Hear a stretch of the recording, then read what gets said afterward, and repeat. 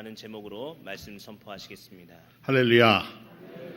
자, 옆에 분들하고 평화의 인사를 나누겠습니다. 주의 평화가 함께 하시기를 빕니다.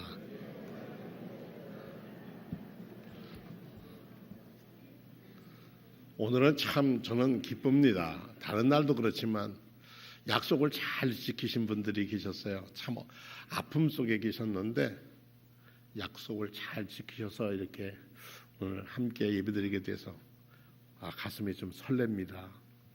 세상에 약속도 하나 약속하고 예약하고 부도내는 길이 너무 많다는데 하나님 앞에서 약속한 일을 잘 지켜주신 분들께 기쁨과 감사가 넘치는 여생이 되기를 축원합니다. 메시지 성경에는 오늘의 본문의 말씀을 이렇게 번역했습니다.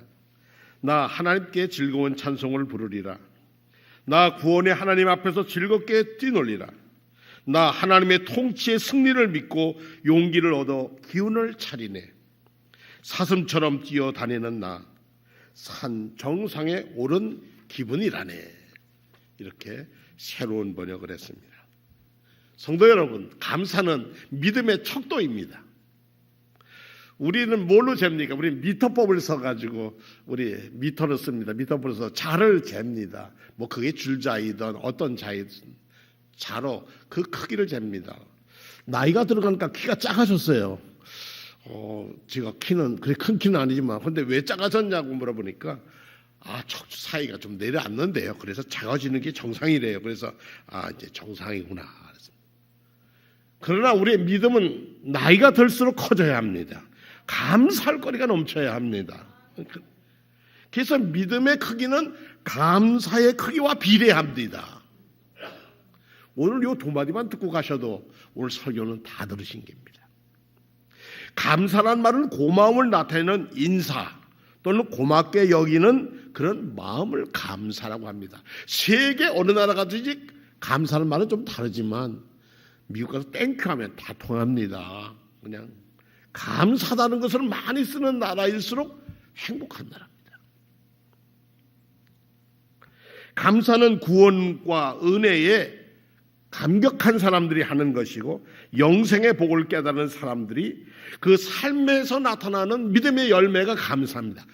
한번 따라합시다. 감사는 믿음의 척도이고 믿음의 크기는 감사에 비례하고 감사는 믿음의 열매다. 아멘. 그렇습니다. 감사는 믿음의 열매입니다. 저는 추수감사절이 되면서 다른 교회 담임 목사니까 이런저런 일이 있지만 어떻게 잃어버린 감사를 다시 찾을 수 있을까? 그러니까 감사하지 못한 것을 감사함으로 바꿀 반대편에서 한번 서보자. 오늘 새벽에 그런 기도를 했습니다. 이 세상을 하나님의 자녀로서 예수 믿는 사람으로 살아간다는 것은 그리 녹록지 않습니다. 왜냐하면 이 세상에 참 예수를 믿는다는 사람이 여럿이 있지만 그들이 예수를 믿는 사람처럼 답게 살지 못하기 때문에 더욱 그러합니다. 그래서 심지어 계모라고도 합니다. 참 부끄러운 일입니다.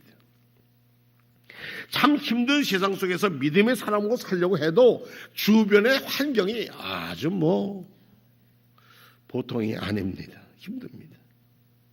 우리가 잘 아는 것처럼 세상에 늘 굶주리고 생명의 위협 속에 전전긍긍하며 사는 이들에겐 결코 감사란 터져나오기 참 어렵습니다. 제가 목회자 합창단을 하고 있는데 어느 날 제가 연습을 하는데 한 부인 두 사람이 좀 씩씩하게 생겼어요. 키도 저보다 크고요. 들어오길래 저분이 누구냐 할 때 손님이래요. 오늘 합창단 수고한다고 간식을 가져왔대요. 저분이 누구냐 그랬더니 한 사람이 딱 나가서 제 이름이 이도희라고 합니다. 저 사람 뭐 하는 사람인가? 아주머니인데 꽤 나이도 됐는데 그랬더니 저희는 현대 여자 배구단 감독입니다. 지금 감독이래요. 그런데 제가 현대 여자 배구단을 지금 처음 다른 데서는 방송 해설을 했는데 처음 맡았는데 두렵고 떨립니다. 여기 목사님들 많이 모신다 그래서 저를 위해서 기도해 주십시오. 그러면 저는 용기를 가지고 나가겠습니다. 그래서 손 들고 기도해 주셨어요. 그랬더니 모르겠어요. 현재는 6전 2패로 1등이에요. 현재 여자 배구에서 맨 앞에 가고 있어요. 근데 저는 뭐 그 사람하고 페이스북이나 이런 거 안 합니다만 어떤 사람이 이렇게 보여주는데 이번 경기에 어디에 이겼답니다. 이번에 이긴 것은 전적으로 하나님의 도우심입니다. 자기가 선수 시절에도 자기의 감독이 기도하는 장로님 감독이었다는 거예요. 얼마나 매섭게 훈련을 받았는지 모르는데 무슨 훈련? 신앙훈련. 선수훈련보다 신앙훈련을 더 소중히 여겼답니다. 그래서 그 자기네 팀은 아주 한국 여자 배구팀의 전설이랍니다. 거기서 자기는 훈련했다. 그러니 지금도 신앙으로 살아가겠다. 뭐 그 팀만 이겨서야 되겠습니까? 잘하는 팀이 이기겠죠. 그러나 감독의 마음에 저는 하나님께 영광 돌리는 삶이 되기를 원합니다. 이렇게 고백을 하는 거예요. 세상에 믿음의 사람으로 살아간다는 것, 내가 예수 믿는 사람이라고 말한다는 것 쉽지 않은 세상입니다. 그러나 믿음의 눈이 열려서 감사가 무엇인지를 보게 되면 나는 예수 믿는 사람이라는 것을 떳떳하게 말할 수 있습니다. 이 하박국서는 이 대제국인 아시리아의 수도 니느웨에서부터 쳐들어온 군대들이 612년인데 메대 연합군과 합쳐서 마침내 멸망을 당했습니다. 오랫동안 아시리아에 예속되어 있던 유대에서 아시리아가 망하니까 야 이제 우리가 바로 독립을 해야 할 때다. 그러고 독립을 했는데 그때 요시야 왕이 640년에서 609년까지 살았는데 그냥 열심히 신앙생활도 잘했지만 열심히 국력도 키워서 아시리아부터 독립선언을 했는데 밑에서 저 남쪽에 이집트에서 느고라는 왕이 쳐들어오는 바람에 무기또라고 하는 전투에서 전사했습니다.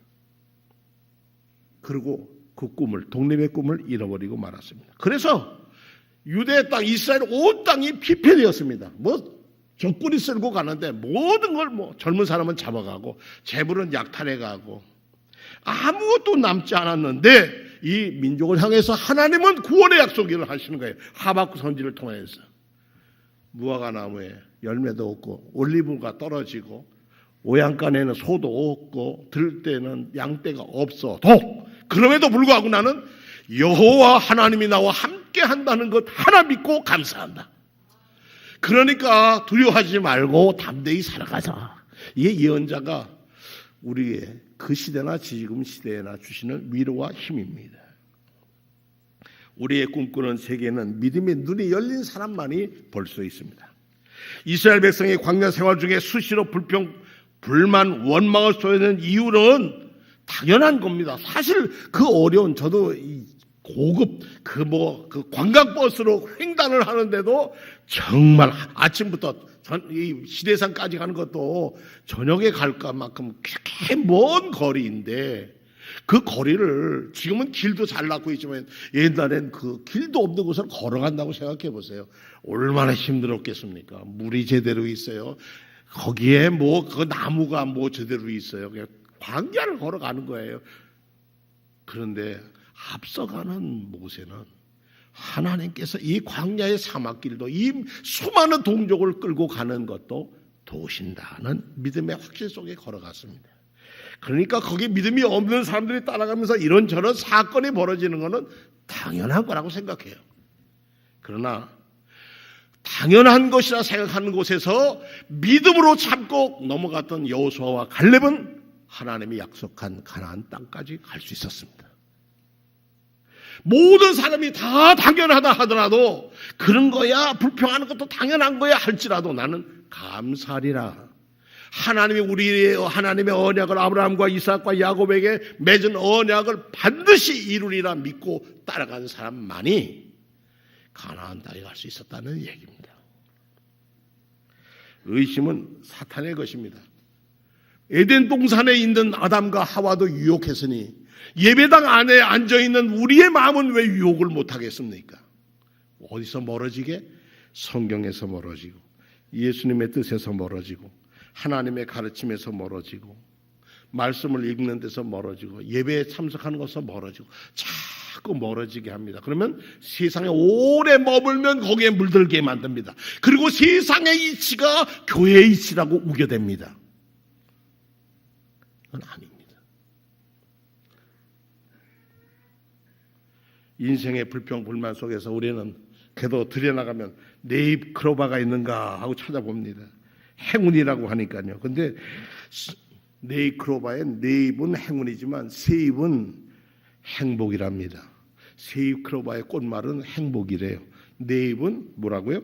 행운이고 다섯잎짜리도 있어요. 그것은 뭐냐? 그랬더니 그것은 불행이래요. 서기 433년에 성 패트릭이라고 하는 분이 아일랜드, 영국 그 위에 아일랜드에 복음을 들고 갔어요. 들어갔는데 삼위일체 하나님을 설명했는데 할 수 없어서 네잎 크로바를 뜯어가지고 야, 성부, 성자, 성령. 그래서 지금 아일랜드의 국화가 크로버랍니다. 근데 그 아일랜드 크로바의 국가의 표징은 뭐냐? 애정, 용맹, 무용, 기지, 지혜. 이것이 아일랜드 꽃의 꽃말이라고 합니다. 구원은 세상의 그 어떤 것과도 바꿀 수 없는 영원한 유일한 기업입니다. 나의 영원하신 기업은 구원입니다. 그런데 그 구원을 놓치는 이게 하는 가장 큰 이유는 불평과 불만입니다. 불신입니다. 우리가 우리 자신의 믿음을 확인할 시간이 왔습니다. 추수감사절은 어떤 예물을 드리냐도 귀중한 거지만 더 중요한 것은 내 마음에 감사의 불꽃이 꺼지지 않았는가 하고 확인해 보는 시간입니다. 한번 생각해 보세요. 우리 가정에 어려움이 왔을 때 목숨 걸고 기도했던 사람들, 하나님 정말 도와주세요 기도했던 분들 계시죠? 저희 집에도 있었어요. 자나깨나 안 지나서나 하나님이 우리 교회 이 문제 해결해 주세요 기도해 본 적도 있어요. 그런데 다 이루어진 다음에 감사해서 하나님 감사합니다 그러고 났는데 그 감사의 불꽃이 그때는 막 활활 타졌는데 시간이 지나가면서 점점 시들어지고 있어요. 그리고 그건 다 내가 열심히 해서 그런 거야 하고 그 중심에 하나님 중심에서 내 자기로 슬그머니 자리를 옮기게 하는 것이 누가 하는 일이냐? 사탄 마귀가 하는 짓입니다. 그것이. 믿음의 삶에서 믿음을 잃게 하는 것이 사탄의 역사인 것처럼 믿음의 사람에게 감사를 빼앗아 가는 것이 그것이 사탄들의 유혹입니다. 네가 하나님의 아들이거든 그 십자가에서 내려와 하는 유혹에도 예수님은 거기에서 아버지여 내 영혼을 아버지 손에 맡깁니다 하고 인생을 마무리하셨습니다. 그랬더니 하나님은 십자가 너머의 부활을 예비하신 줄로 믿습니다. 우리는 부활을 믿는 예수 그리스도의 부활로 영생을 믿는 하나님의 자녀들입니다. 그러므로 우리는 어떤 처지에 죽음이 오와도 우리는 감사할 수 있어야 합니다. 감사는 믿음의 척도입니다.